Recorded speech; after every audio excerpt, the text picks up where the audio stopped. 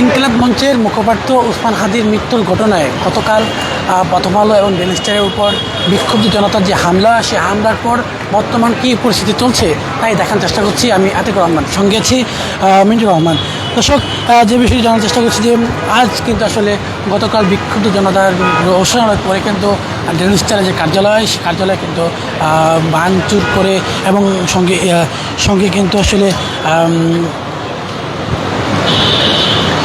অগ্নি সংযোগ করা হয়েছে। সেখানে আপনারা দেখার চেষ্টা করছে আমার ক্যামেরার পেছনে যে ডেইলি স্টারের যে মূল ফটক, সেই মূল ফটকের ভেতরে কিন্তু আসলে প্রতিটি গ্লাস দিয়ে ভাঙচুর করা হয়েছে, পাশাপাশি ভিতরেও কিন্তু আগুন দেওয়া হয়েছে। এখানে বিশাল একটা ক্ষয়ক্ষতির মুখে পড়েছে, যার কারণে কিন্তু আজ অর্থাৎ শুক্রবার ডেইলি স্টারের কোনো পত্রিকা প্রকাশিত হয়নি আমরা যতটুকু জেনেছি। দর্শক, আপনারা জানেন যে গতকাল ইনকিলাব মঞ্চের যে মুখপাত্র ওসমান হাদি, তার মৃত্যুর ঘটনার পরপরই আসলে বিক্ষুব্ধ জনতা প্রথম আলো এবং ডেইলি স্টারের কার্যালয়ে হামলা চালায়। সেই হামলার পর সঙ্গে কিন্তু অগ্নিসংযোগও করা হয়। এরপর ধানমন্ডি 32 এবং ছায়ানটও কিন্তু হামলা চালায় বিক্ষুব্ধ জনতারা। দর্শক, এটি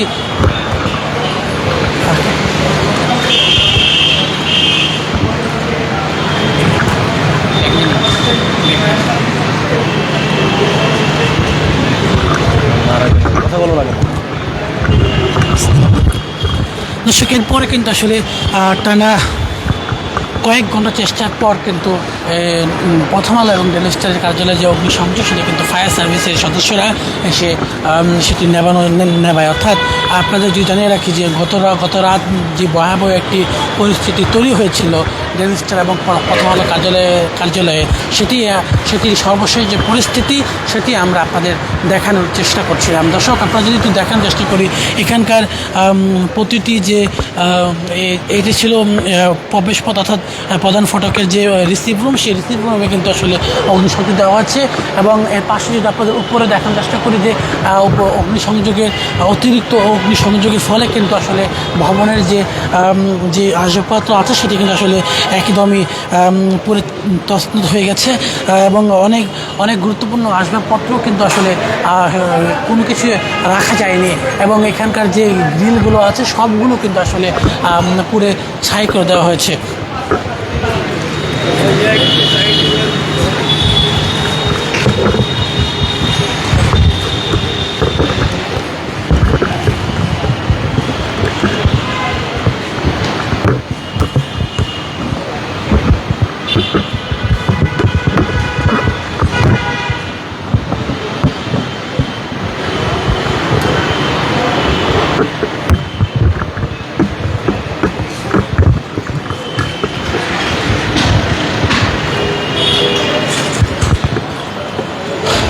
আমরা দর্শক আপনাদের দেখানোর চেষ্টা করছিলাম ডেইলি স্টারের কার্যালয় থেকে বর্তমান কী পরিস্থিতি, সেটি আমরা আপনাদের দেখানোর চেষ্টা করছিলাম।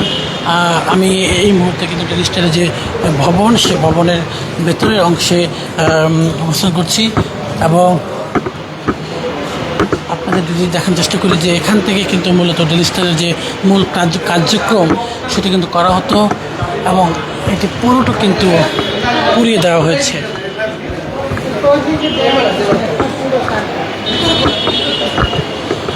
আপাতত এখন ডেইলি স্টারের যেখানে পত্রিকা বেরোত, মূল কার্যক্রম করা হতো, সেখানে এখন শুধু আগুনের গন্ধ। দর্শক, দেখতেই পাচ্ছেন যে তীব্র আগুনের কারণে কিন্তু আসলে ডেইলি স্টারের যে মূল ভবনটির আছে, সে দ্বিতীয় তলায় কিন্তু পুরো ছাই হয়ে গেছে। এখানে যেসব আসবাবপত্র ছিল, সেটির প্রতিটি অংশ কিন্তু ছিন্ন ভিন্ন হয়ে গেছে। আপনাদের আমরা সেটি দেখানোর চেষ্টা করছিলাম। আপনাদের যদি জানিয়ে রাখতে চাই যে গতকাল হাদির মৃত্যুর পর থেকেই মূলত বিক্ষুব্ধ জনতা এই ডেইলি স্টার কার্যালয়ে হামলা চালায়। এরপর তারা বলছিলেন যে ডেইলি স্টার আসলে দিল্লির দাবিদারি করে, ডেইলি স্টার দিল্লির পক্ষে কথা বলে। এসব অভিযোগে মূলত ডেইলি স্টারে হামলা চালানো হয়।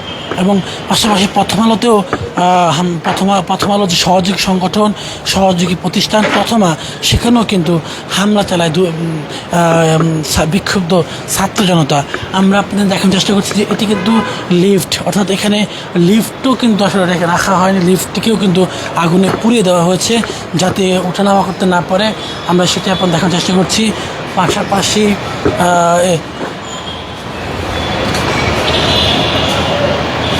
আমরা যদি দেখার চেষ্টা করি যে ডেইলি স্টারের যে পাশের ভবনটি আছে, সে পাশের ভবনে কিন্তু আসলে ইট পাটকেল মারা হয়েছে। অর্থাৎ গত রাত কিন্তু এখানে ডেইলি স্টারের ভবনে কিন্তু একটি মেসাগার হয়ে গেছে, যেটি আমরা আপনাদের দেখানোর চেষ্টা করছিলাম। এই দৃশ্য দেখার পর যে কারো চোখ মাথায় গিয়ে উঠবে দর্শক, আমরা সেটি আপনাদের দেখার চেষ্টা করছিলাম। এই মুহূর্তে কিন্তু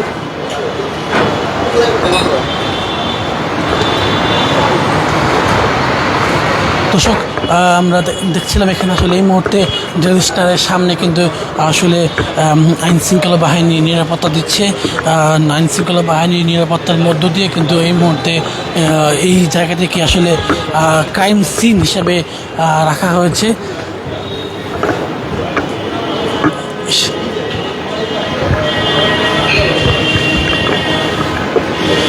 এই যে এখানে একটি পিসি দেখা যাচ্ছে, আসলে একাধিক মালপত্র কিন্তু আসলে বলা যায় কোনো কিছুই আসলে এখান থেকে নিয়ে যাওয়া হয়নি।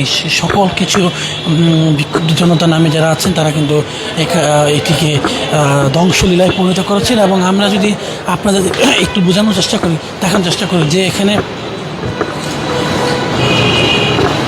ডেইলি স্টার এবং প্রথম আলোর যে আসবাবপত্র ছিল, গুরুত্বপূর্ণ যে জিনিসপত্র ছিল, এগুলো সব কিছু কিন্তু পুড়িয়ে দেওয়া হয়েছে। পাশাপাশি কিছু বিক্ষুব্ধ জনতা তারা কিন্তু এটি কিন্তু লুটপাটও করেছে। আমরা দেখেছি যে লুটপাটের দৃশ্যও কিন্তু আমরা দেখেছি এখান থেকে। অর্থাৎ গতকাল যে বিষয়টি ঘটে গেছে সেটি আসলে মিডিয়ার জন্য একটি ভয়ানক অবস্থান মনে করছেন অনেকে, যার ফলে কিন্তু আসলে এটিকে কোনোভাবে আসলে বলা যাচ্ছে না যে কী ধরনের ক্ষয়ক্ষতি হয়েছে।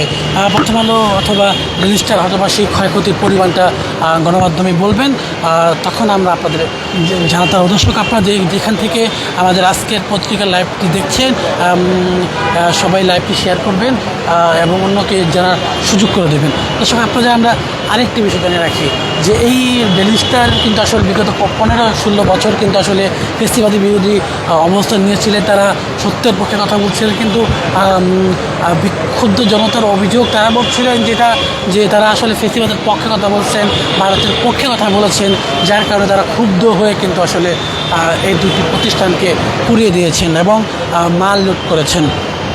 দর্শক, আমরা একটু পিছনে ফিরতে চাই যে কি আসলে কোন জায়গা থেকে এই অগ্নিকাণ্ড এবং অর্থাৎ লুটপাটের ঘটনাটি এলো।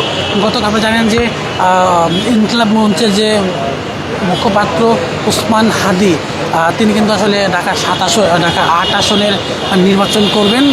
সেই নির্বাচনের ফলে কিন্তু তিনি আসলে বেশ কিছুদিন ধরে জনসংযোগ করছিলেন এবং ভোটারদের ধারে ধারে গিয়েছিলেন। এরপর আসলে গত যে শুক্রবার 12 তারিখ, অর্থাৎ সেই 12 তারিখ তিনি নামাজ শেষ করে তিনি তার কাজে ফিরছিলেন। সেখান থেকে একজন দুর্বৃত্ত এসে তাকে আসলে গুলি করার পর তিনি আসলে লুটে পড়েন। এরপর থেকে তাকে বাংলাদেশের নানান ধরনের চিকিৎসা, সর্বোচ্চ চিকিৎসা নেওয়া হয়, কিন্তু গত 2 দিন আগে তাকে সিঙ্গাপুর নেওয়া হয়। সিঙ্গাপুর নেওয়া হলে গত রাত তাকে আসলে চিকিৎসক মৃত্যু ঘোষণা করেন। এই মৃত্যুর খবরই কিন্তু চারিদিকে যখন ছড়িয়ে পড়ে, তখনই আসলে বিক্ষুব্ধ জনতা আসলে এই দুটি প্রতিষ্ঠানের উপর তাদের ক্ষোভ, সে ক্ষোভটি প্রকাশ করেন। দর্শক, ডেইলি স্টারের কার্যালয় থেকে আমার কাছে ছিল সবশেষ তথ্য, এবং সবশেষ তথ্য জানতে আজ সারাদিন যত হাদিকে কেন্দ্র করে যেসব ঘটনা ঘটে সে সকল তথ্য জানতে আজকের পত্রিকার সঙ্গে থাকুন এবং আমাদের সঙ্গে থাকুন। আতিকুর রহমান, আজকের পত্রিকা, ঢাকা।